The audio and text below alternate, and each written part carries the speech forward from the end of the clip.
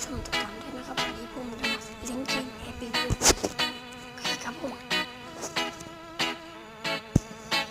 ทุกคนก็ยังอาจจะยังไม่รู้นะครับว่าเล่น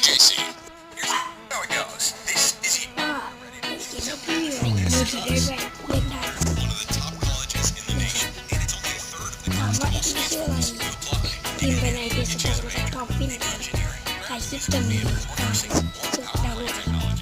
โดยโฆษณาไปก่อนอาจจะเล่นไม่ใช่เล่นเกมเว็บวิวเกมเดียวก็ได้เล่นเกมอื่นๆในเว็บก็ได้ก็จะเล่นได้เหมือนจริงมากเลยนะอย่างนี้สนุกไหมสนุกมาก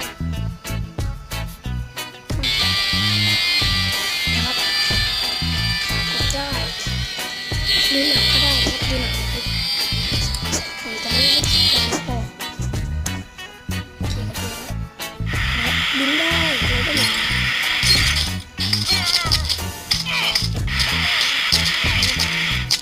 ปล่อยร่างกายไ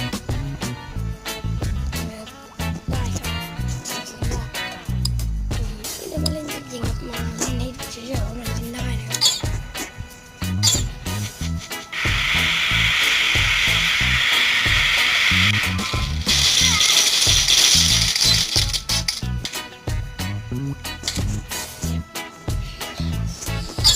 เครียดกับการเล่นนะครับ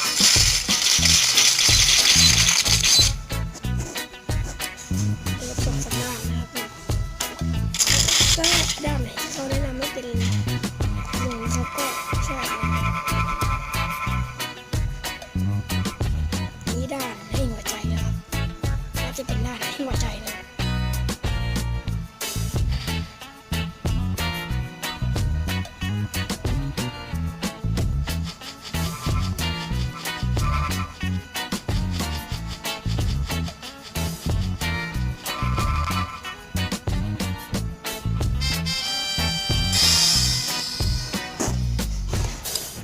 โอเคเราไปดูการดาวน์โหลดกันเลยดีกว่า